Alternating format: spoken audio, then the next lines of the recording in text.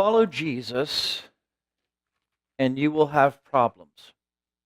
Pretty strong invitation, isn't it? Of course, the other side of that is true. Don't follow Jesus and you will have problems. Living life in a fallen world means living life in a world that is in rebellion to God, where things have gone wrong. And the consequences of that rebellion continue to ripple through the very fabric of reality. So problems come. Problems happen to us, and bad things come along. And it would be folly to base our decision on following Jesus on whether or not it makes life easier on us. Does that make sense to you? Not that it doesn't make life better, for it certainly does that, but it doesn't necessarily make life easier. Jesus hasn't promised to exempt us from suffering, but to bring redemption to suffering. Suffering doesn't happen in a pointless, random, meaningless way to the believer, but God has promised that in all things He is working for the good of those who love Him, who are the called according to His purposes. And so following Jesus is not a detour around pain. It's not a detour around everything that is wrong with life. Following Jesus means sometimes going right through the middle of the problems and the pain. But here's the difference. When you walk through the fire, I will be with you. And when you travel through the floods, I will go with you. The promise is that you will never go through the pain alone. There is suffering, and that's part of this fallen world. But there's also persecution, and that's what Jesus is talking about today in this gospel reading. By the way, I think there's at least 4 sermons worth of material here, so we should be done by 1.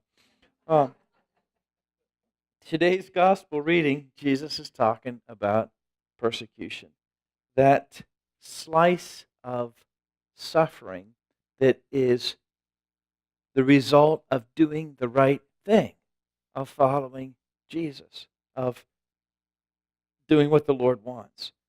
And adversity is normal. Following Jesus is not effortless. And there's an interesting connection here. I know you get tired of me using my references to the Greek. And I really don't know much of it. But I did learn something here that took me 30 years to dawn on me. Hopefully you'll take it to heart a little bit more quickly.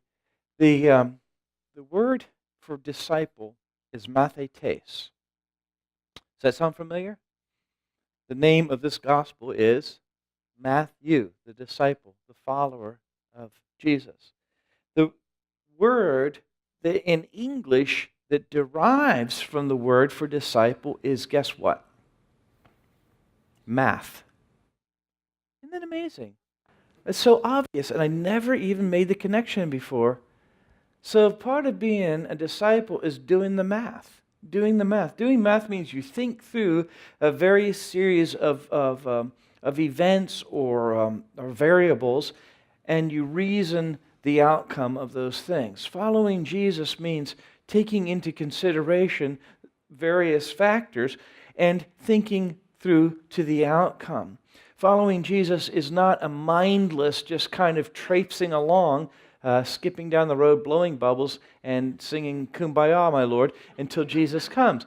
I mean, maybe it's that some of the time, but usually not most of the time. Following Jesus means a recognition that there will be adversity, but that the adversity is better faced than ignored, because the destiny to which we are headed is better than the one we would be headed toward if we weren't following Jesus. Does that make sense? So even though the road goes uphill sometimes, it's better to go uphill than to go down. That's what doing the math seems to imply. And so being a disciple of Jesus is anything but irrational or mindless. How we think matters. And at the core identity of our thought about who we are, the core identity, when you strip everything else away, when you take away profession, we're often identified by our profession. Who are you? Well, I'm a priest. Oh, really? Or who are you? Well, I'm a father. I'm a father twice. Well, who are you? Do you know what I'm saying? I'm a man. I'm a man with very small follicle abilities. I I mean, there's all the different ways to identify ourselves, but when we strip it all away and we come back down into the essence of who we are, the overriding thought, the overriding reality is that I am someone who has decided to follow Jesus. And that reality, doing that math, has to permeate and leaven everything else in our world, every other decision, every other interaction. That has to be the irreducible core of who we are. And this whole passage is talking about the implications of that. The way we think about who we are and the way we think about life affects us profoundly. And Jesus is being very transparent in saying that following Him will involve some adversity, and sometimes the adversity will come strictly because we've chosen to follow Him. It doesn't seem fair. You're doing the right thing. You know the cynical phrase, no good deed goes unpunished? Well, it's a little bit of that, isn't it? Jesus says that there'll be false identity, that you'll be identified with the devil. Wow. How does that happen?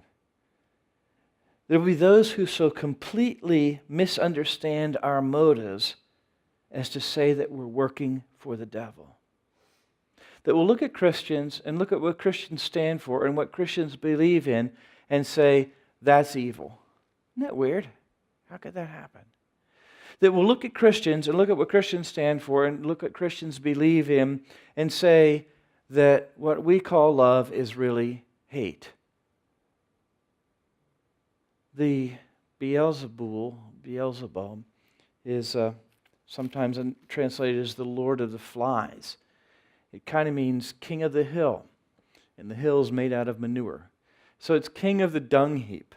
And it's revolting, it's disgusting, it's fly buzzing, the flies that get in the ointment and make it rancid. It's that whole concept of dirty, stinking, filthy, wretched, revolting, undesirable. And Jesus is saying there may be times in following me when people will so completely misunderstand right and wrong and truth and error and love and hate that they will label you as being evil. How does that happen? I don't know. I suppose it could happen when, in a fallen world, Christians tell the Taliban that shooting a girl just because she wants an education is not a good thing. I suppose it could happen when Christians tell modern culture that what you reflect as values and what you call love may not be constructive or loving at all. There is something about Jesus that is subversive and something about being a Jesus follower that is subversive and doesn't always go along with the culture in which we live. You may even be called evil for it. It doesn't mean you're off track. It doesn't mean you're off course. It means you're right in the very center of my will, Jesus says. And this is sometimes what happens. If they did it to me, they're going to do it for you.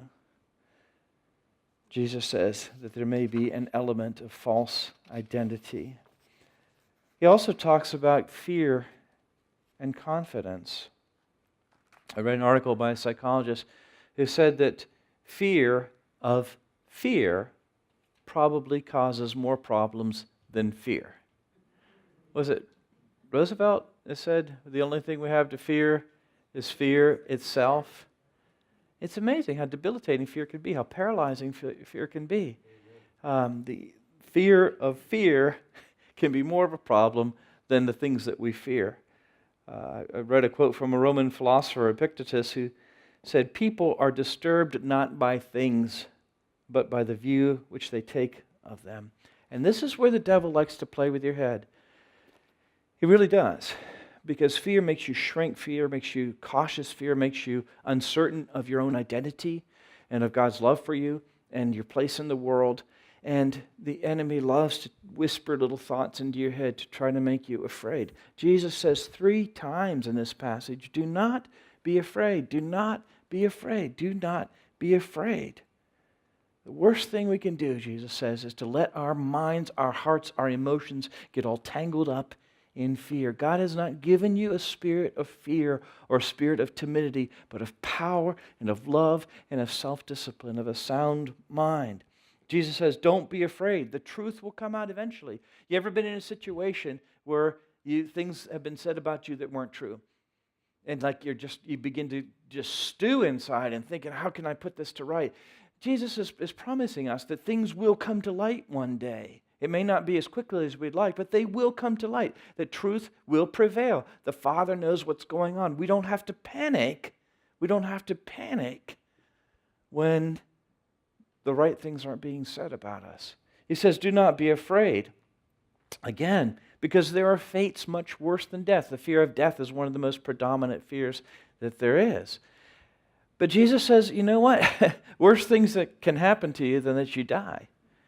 Don't fear death, but fear the judgment of God, because the fear of the Lord is the beginning of wisdom, and knowledge of the Holy One is understanding. You are in God's hands. He sees even the sparrows, and not one of them falls to the ground without him knowing about it. That being the case, you who are much more valuable than many sparrows, won't he be aware of your need? Won't he be aware of what's going on in your life? Maybe that's a fear of being forgotten. And Jesus promises you will never, ever, ever be forgotten. Hey, Luis, Christian, how you guys doing? Glad you're here. You will never be forgotten. You will never be forgotten. Do not be afraid, Jesus says finally, because God is watching over you. You matter to him. So being a disciple of Jesus can also involve loyalty and hostility. Getting along with others isn't always the easiest thing. Being a disciple means thinking of yourself, your core identity, as being loyal to Jesus first and foremost. You know how in relationships, and relationships are such tricky things, how there's a stress. You ever been divided in loyalties? Like, I want to do this for this person, but I want to do this for that person. And this person expects me to do this, but if I do this, then this person will probably... Have you ever been in those situations? Nobody ever has, huh? It's all kinds of fun. Jesus says there's one central reference point in all relational interactions, and that is that our loyalty to him is first and foremost. So every other relationship in which I engage in the awareness, or maybe with the filter of, how does this reflect my loyalty to Christ? Jesus is supreme over all. Even, and this is where it gets a little bit messy, but he says even in the home, even in the family environment, even in relationships with those who are closest to us, our loyalty to Jesus has to trump all other loyalties. Because if it doesn't, what happens is we are all capable of supreme selfishness, aren't we? We are so capable of supreme selfishness. If I try to love someone else without loving Jesus first and foremost, even my love for them will be twisted and self-serving. I may think it's noble, and I may think it's honorable, but if I try to love anyone else without loving Jesus first and foremost, even my love for them will be twisted and self-serving. Jesus must be supreme, even to the taking up of the cross to follow him. So doing the math means thinking through the implications of following Jesus.